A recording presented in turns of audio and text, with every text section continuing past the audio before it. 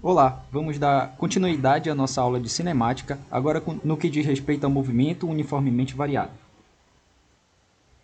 No MUV, passa a existir a aceleração constante. Isso significa que a velocidade varia de uma forma uniforme.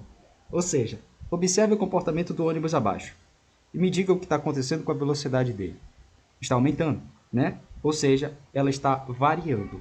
Só que ela não está variando de uma forma aleatória, ela está variando a uma taxa constante. A essa taxa de variação de velocidade nós damos o nome de aceleração.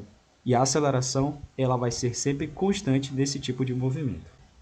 Observe nesse exemplo, onde esse corpo ele é registrado em três momentos diferentes, no tempo igual a 0, no tempo igual a 1 e no tempo igual a 2. Ou seja, você tem 2 segundos para esse movimento. Só que o problema ele começa quando ele parte do 0 e vai para 1. Até aí tudo bem. Em 1 segundo ele percorreu 2 metros. 2 metros na posição. Só que 1 segundo depois, ele percorreu 4 metros. Ou seja, essa taxa de variação do espaço ele está irregular em comparação com o movimento uniforme. No movimento uniforme, a taxa de variação do espaço é igual à taxa de variação no tempo. Se um corpo percorre 2 metros em 1 segundo, em mais 1 segundo ele vai percorrer mais 2 metros. Só que aqui o caso é diferente. Você percebe que em 1 segundo o espaço que ele percorre é 2 metros, só que 1 segundo depois o espaço é maior. E para que isso aqui aconteça, a velocidade do corpo tem que se alterar. A velocidade tem que aumentar cada vez mais. Olha só, aqui eu tenho outro exemplo. Agora, esse eixo de baixo representa a nossa velocidade, a velocidade do corpo. E ele foi registrado em 5 momentos diferentes. T igual a 0, 1, 2, 3, 4 segundos. Ok? Você percebe que do 0 segundos para 1, a velocidade dele variou 2. Concorda comigo? 2. 2 o quê? 2 metros por segundo. Aqui é a unidade. 1 segundo depois, ele foi de 2 metros por segundo para 4 metros por segundo. E agora? Mais 2 metros por segundo. E depois? Para 6 metros por segundo, variando também 2 metros por segundo. Beleza, Robson, já entendi. Está variando de 2 em 2 metros por segundo. Isso aí. Então, essa variação, essa taxa de variação, ela se manteve a mesma. Isso significa que a aceleração desse corpo é de 2 metros por segundo ao quadrado. Significa que a velocidade varia 2 metros por segundo. Ok? Então, assim como no movimento uniforme, o movimento uniformemente variado também tem tipos de movimentos. Ou seja, ele tem um movimento acelerado, que é quando a velocidade e a aceleração têm o mesmo sinal. Isso significa o seguinte: se V é positivo, o A também tem que ser positivo. Ou se o V é negativo, o A também tem que ser negativo. E tem o movimento retardado, que é quando os dois, tanto a velocidade quanto a aceleração, eles são opostos, têm sinais opostos, ok? Isso significa que enquanto um é positivo, o outro vai ser negativo. Enquanto um é negativo, o outro vai ser positivo. Então aqui eu tenho alguns gráficos onde ele separa o movimento acelerado, que é esse de cima, e o movimento retardado do de cima também na direita. Ou seja, olha só, para a velocidade positiva, a aceleração positiva também, o movimento vai ser acelerado. Para a velocidade positiva e aceleração negativa, o movimento vai ser retardado. Aqui, nesse caso, os sinais, tanto de V quanto de A, são diferentes, são opostos, ok? Agora, aqui embaixo, eu tenho os gráficos da posição pelo tempo. E é separado em dois, para A positivo e A negativo. Em A positivo, do lado esquerdo, você tem a velocidade negativa. Se V é negativo e A é positivo, os sinais são opostos. Isso significa que é retardado. Mas para A positivo e V positivo, os sinais são iguais, não são? Então, o movimento vai ser acelerado. Okay? Agora, passando para cá, onde a aceleração agora é negativa. E você tem a velocidade positiva, sinais opostos, movimento retardado. Sinais iguais, agora a velocidade positiva, movimento acelerado. Ok, agora a parte das fórmulas, você tem a fórmula da aceleração. E a aceleração, como eu disse, é a taxa de variação da velocidade pelo tempo. E como qualquer outra variação, para você calcular, basta você pegar o final menos o inicial, ok? Beleza, Robson. Mas e se a gente considerar que o T0 é o momento em que nós ligamos o cronômetro? Ou seja, T0 igual a 0 segundos.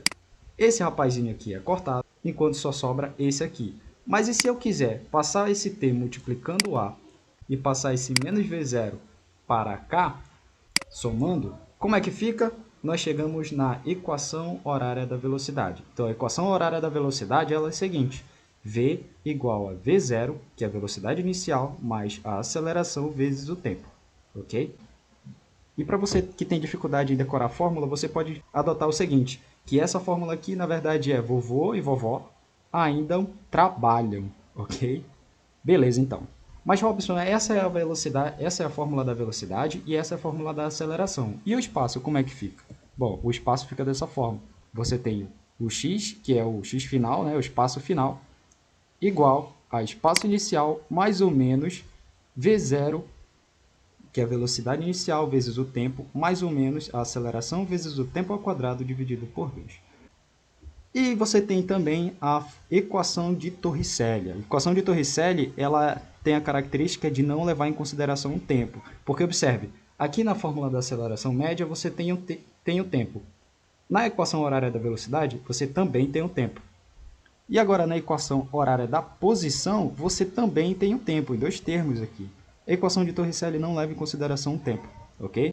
Se você por um acaso cair em um problema em que não tem o tempo, essa fórmula aqui pode ser uma opção de você sair, de você calcular tanto a velocidade quanto o espaço, ok? Então é velocidade final ao quadrado igual a velocidade inicial ao quadrado mais 2 vezes a aceleração vezes a variação do espaço desse corpo, ok? Bom, e eu separei aqui agora os gráficos para a gente analisar como é que esses corpos eles se movimentam. Olha só, aqui eu tenho o gráfico velocidade versus tempo. Então, para o gráfico velocidade versus tempos, eu tenho essa fórmula aqui. E essa fórmula me diz o seguinte, que a taxa de variação dela ela é de uma forma linear. Isso na matemática, com bem aqui em cima, a gente chama de equação do primeiro grau. Então, um gráfico de uma equação do primeiro grau, na realidade, é uma reta. Então, em dois casos, você vai ter uma reta. Para A positivo e para A negativo, ok? Observe, no lado esquerdo você tem o objeto saindo do repouso, ou seja, velocidade igual a zero, e à medida que o tempo vai passando, a sua velocidade vai aumentando. Essa é a característica de um movimento uniformemente variado. Agora, se a aceleração for negativa, significa que o objeto ele está freando, está diminuindo a sua velocidade. Então, esse valor aqui ele tende a chegar a zero à medida que o tempo vai passando. Agora você tem o gráfico da aceleração versus o tempo. E para esse gráfico nós utilizamos a fórmula da aceleração. E a fórmula da aceleração é essa daqui, onde nós temos a variação da velocidade dividido pela variação do tempo. E o gráfico é só um. E ele dá justamente a característica do movimento uniformemente variado. É que sempre a aceleração vai se manter constante. Ou seja, esse valor aqui vai ser uma reta e não vai mudar. E se você observar, essa área do quadrado vai ser a variação da velocidade. Por exemplo, se considerarmos que aqui é o T0, e agora eu quero calcular a área desse quadrado, nós pegamos a área da base, que é T menos T0, ou seja, ΔT, e multiplicamos pela altura. Isso vai me dar o resultado de ΔV igual a ΔT vezes a aceleração. A aceleração que é sempre constante e não muda, ok?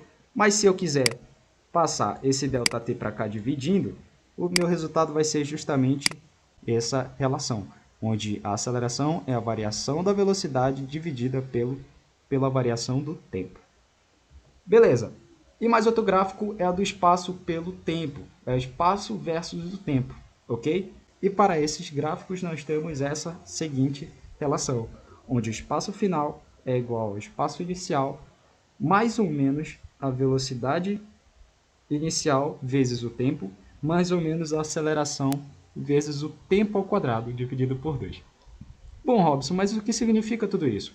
Bom, observe que essa relação aqui ela é uma equação do segundo grau. Por quê? Porque a minha variável, que é a variável tempo, está elevada à segunda potência agora. Então, meus gráficos, em vez deles ser uma reta, eles vão ser parábolas, ok? Então, você vai ter um caso onde uma parábola vai estar para cima, que é o caso da aceleração positiva, e um caso onde a parábola vai estar para baixo, que é o caso da aceleração negativa. E é justamente para isso que serve esses valores aqui. Esses valores me dizem como é o comportamento da aceleração.